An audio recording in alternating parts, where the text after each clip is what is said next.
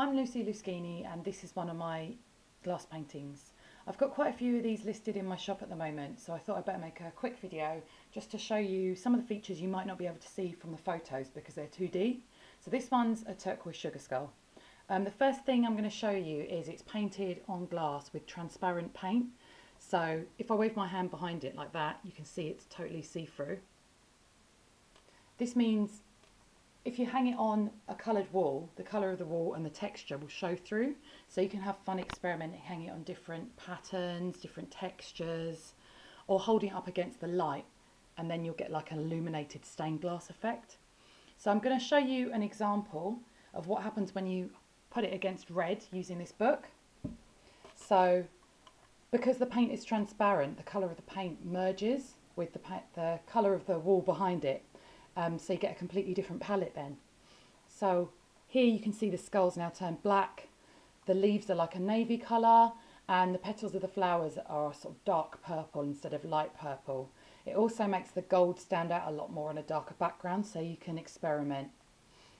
This means you're getting an ever-changing piece of artwork for the price of one, which I think is a very good deal, so you should take a dozen. Moving on, the next thing I want to show you is it's not actually flat, the paint, because I use a relief paint.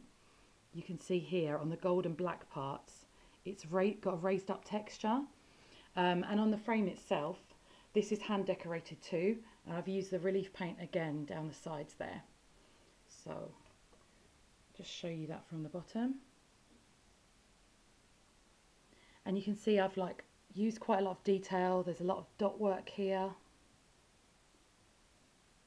and all of this is done in 3 stages, but I'm going to show you in a minute. So if I flip it over, you can see the back looks totally different. This side isn't really for display, but you can see how the gold really adds something to it. And I've popped on the top there a little D-ring for hanging. So if you've just got a nail in the wall or a hook, you can hang that up. You don't need to worry about doing that yourself and breaking the glass or any of that hassle. And I've done it really securely, so if I shake that about, it's pretty sturdy. I've also glued the glass into the frame to stop it rattling, so that's made it a little bit more sturdy as well, but obviously you still need to be careful because it's glass. Okay, so if you don't want to hang it up on a wall using the hook, you can just prop it against a surface. So I'm going to use my trusty empty Crystal Skull vodka. So like that. And again, you'll get the effect from whatever's behind it. You can also prop it up onto a windowsill, and then you get the sun streaming in, and it will act like a sun catcher.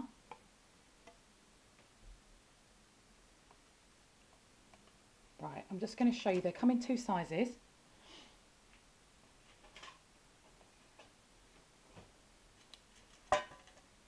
So this is the larger one, and there's a smaller one that we've just been looking at.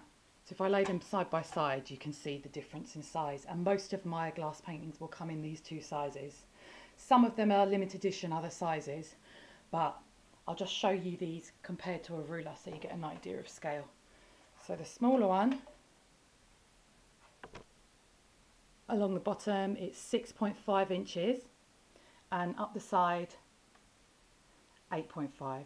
So you can see the length against like a 12-inch ruler there. And the bigger one is 9.5 inches along the bottom and 11.5 up the side, so nearly as long as a 12-inch ruler.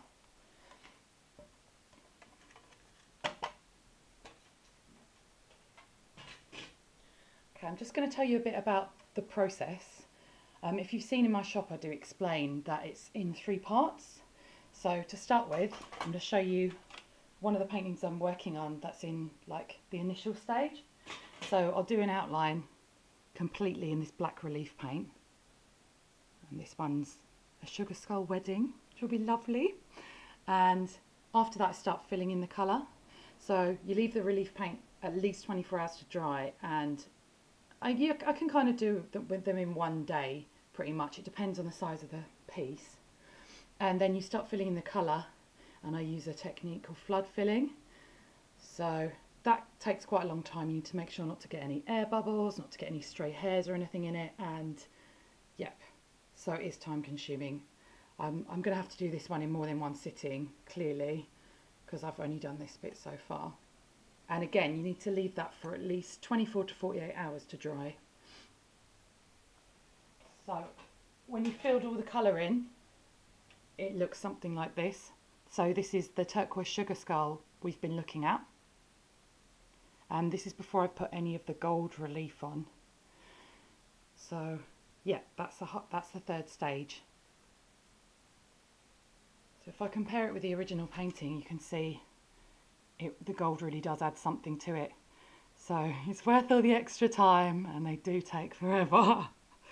So then I add the frame, decorate that, glue it in and put on the gold stuff, and we're good to go.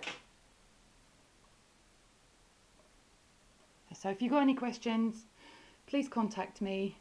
I've put my email address and website underneath, and it'd be great if you could follow me on social media and subscribe to my channel,